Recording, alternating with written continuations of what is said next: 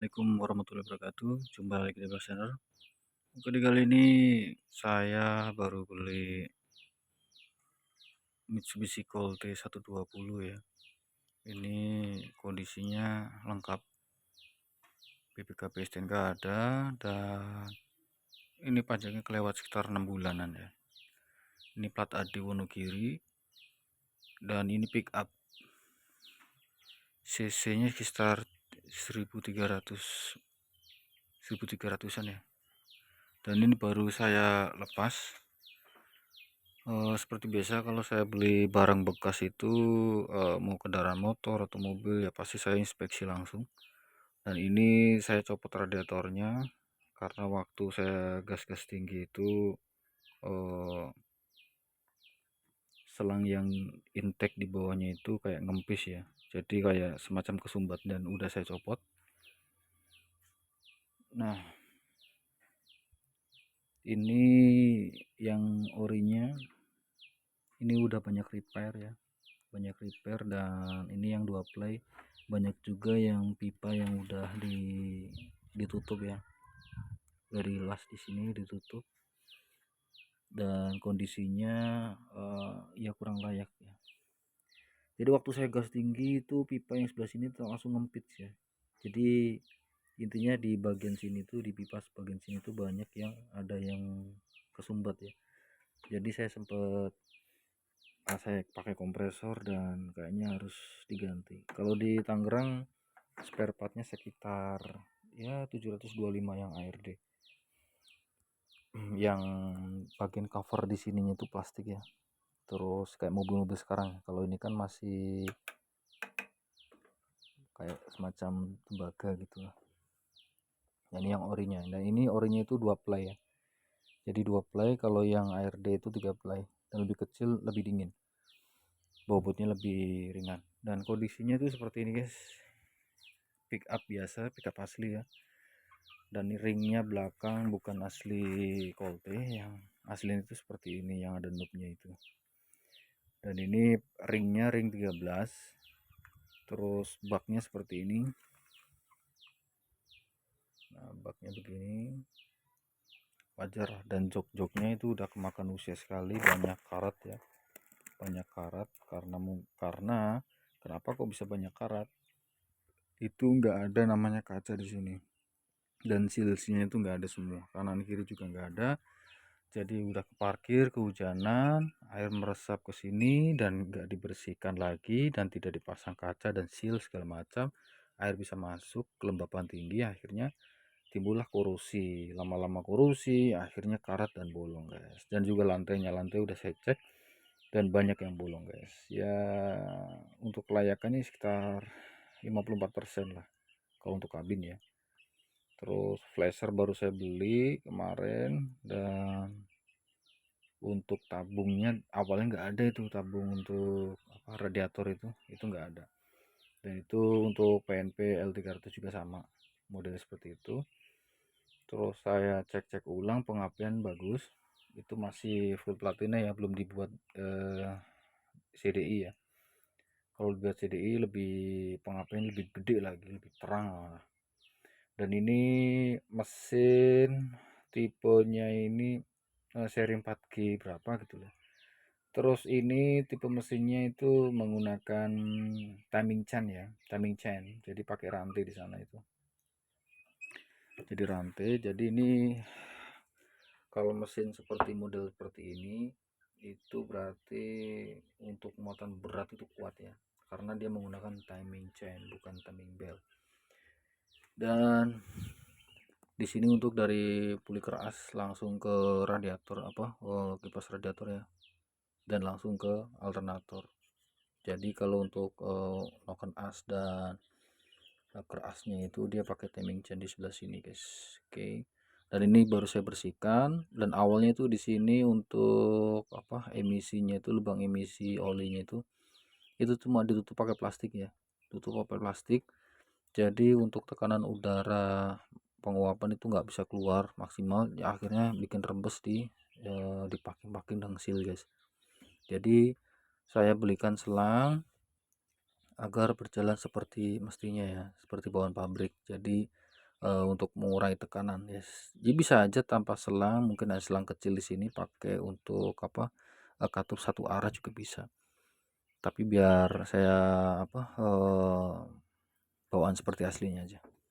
Dan untuk karburator normal, terus untuk setting klepnya ini agak dibuat longgar karena untuk buat beban ya awalnya, jadi tarikannya lebih enak guys. Dan ini masih menggunakan platina, full platina ya, pakai platina.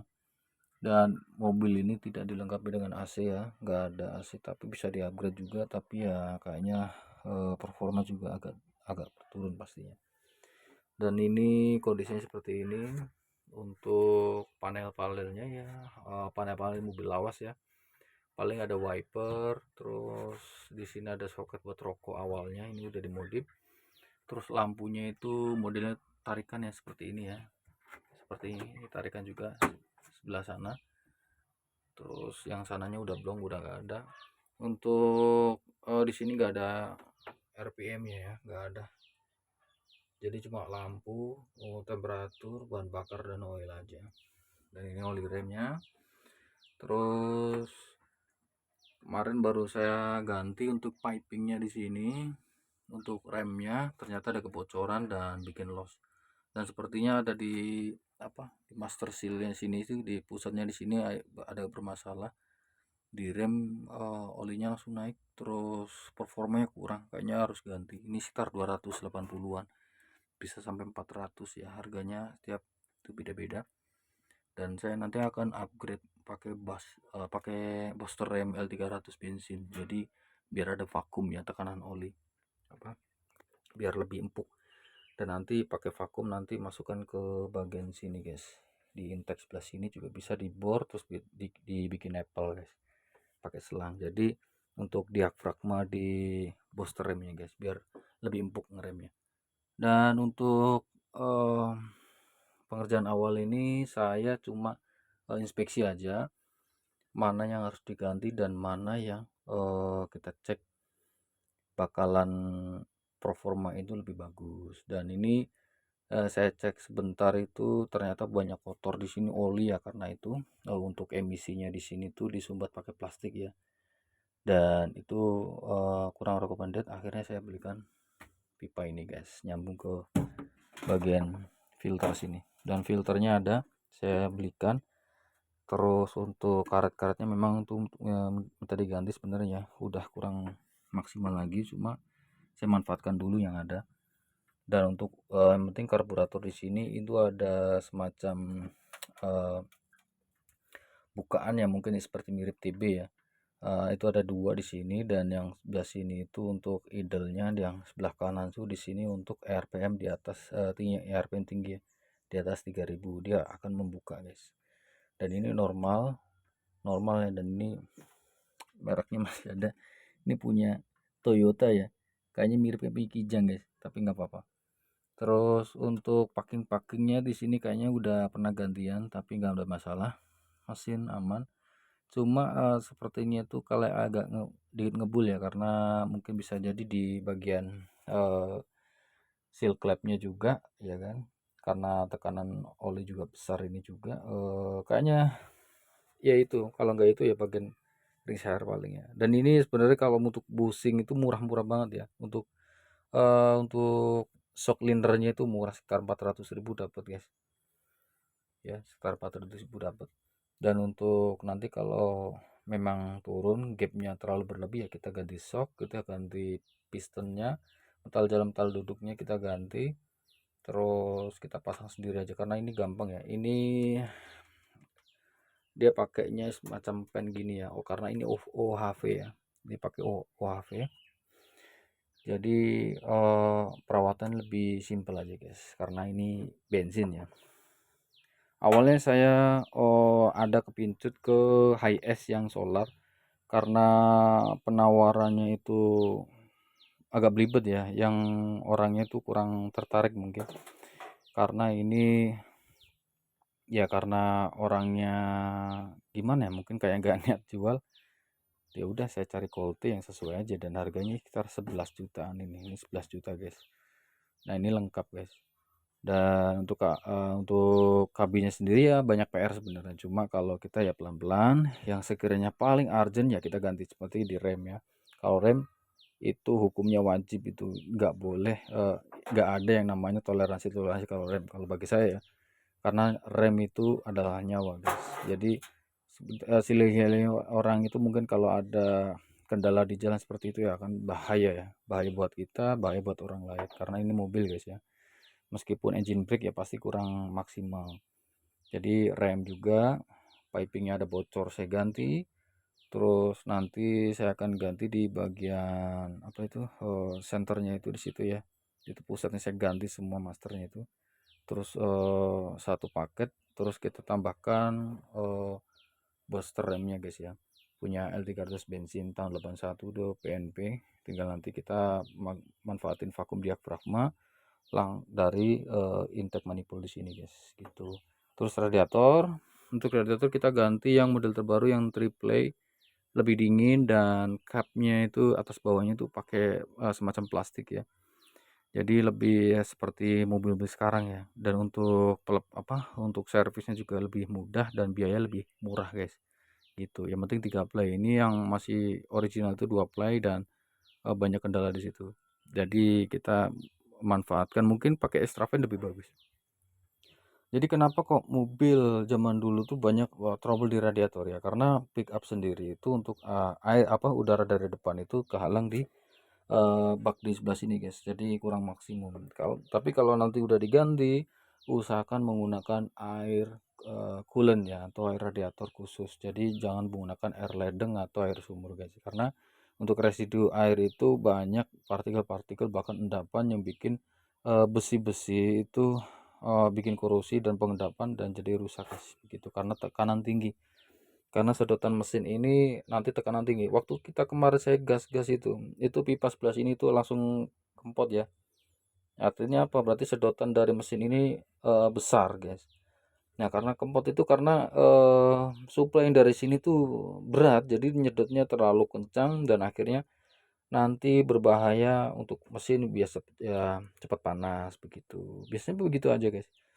Kalau radiator aman, kenapa terlalu cepat panas? Dan bisa jadi karburator, karena karburatornya itu setelannya terlalu boros, knalpotnya asapnya terlalu hitam juga ngaruh, guys, gitu. Dan setelan platina delconya di situ, guys, gitu aja, guys. Mobilnya sebenarnya simple ya, karena ini untuk niaga ceritanya. Jadi ini untuk ngusung-ngusung buat motor trail atau segala macam ya, bisa buat usaha juga bisa kalau orang-orang di kampung sini, gitu, guys. Dan seperti biasa, kalau saya untuk dapat unit baru, entah itu motor atau itu mobil ya, pasti saya lakukan inspeksi dulu. Dan ini biasanya tadi saya cek itu, kenapa kok setir rata-rata mobil lama itu mobil kuno ya, atau ya bisa juga mobil terbaru. Jadi kenapa kok setirnya itu gapnya tuh terlalu banyak ya, bahkan setengah. Ini seperti ini ya. Ini masih mending karena kemarin yang link yang panjangnya itu udah saya kencangkan, tapi ini agak mending ya. Yang kemarin bisa sampai satu putaran full gapnya itu, dan ini gapnya masih gini, dan ini masih spelling ya, spelling masih banyak. Kalian bisa lihat ini biasanya itu untuk bagian karetnya, semacam tire-nya kita ganti aja yang terbaru, dan itu akan mengurangi gapnya. Nah, seperti kalian lihat di sini, di kayak macam di dark linknya di sini ya, kalian lihat ini spellingnya, guys. Nah, ya spelling sekali. Nanti kita bisa ganti satu set untuk yang sebelah sini, sini kita ganti set semua sampai ke apa kita ganti semua, nanti udah bagus kok. Biasanya begitu-gitu aja. Banyak spare part. Kalau untuk Colt 120 ini, dari yang lama, yang keluaran awal sampai 80 81 tuh spare partnya tuh banyak, ya, berlimpah. Karena zaman dulu untuk Colt 120 ini yang cabin ataupun yang pick up itu di zamannya itu laris manis ya, guys. Ya, laris manis. Jadi spare part itu pasti melimpah, guys, gitu. Cuma ya itu, ini pakai sistem karburator, guys, gitu. Dan biasanya untuk ini itu mobil nggak ada AC-nya, terus untuk ya semacam gini-gini aja guys, karena mobil lama dan aslinya tuh nggak kayak gini, modelnya nggak kancing kayak gini guys, jadi langsung klep gitu aja. Dan ini angin-angin yang dari depan, yang dari yang bolong-bolong ini, yang sebelah sini guys, nah sebelah sini. Dan ini mobil kalau saya lihat sih kesan klasiknya tuh ada ya. Mungkin kalau anak-anak zaman sekarang itu untuk bagian lighting di lampu itu bisa menggunakan lampu-lampu semacam bilet-bilet ya kan, banyak lampu bilet. Terus untuk sennya itu yang di atas apa kayak semacam lampu fog lamp itu apa zaman sekarang itu banyak sekali pilihan dan lampu-lampunya guys ya. Ini mungkin bagi kalian yang pengen usaha di kampung ya kan, atau di rumah kalian punya usaha, ini rekomendasi.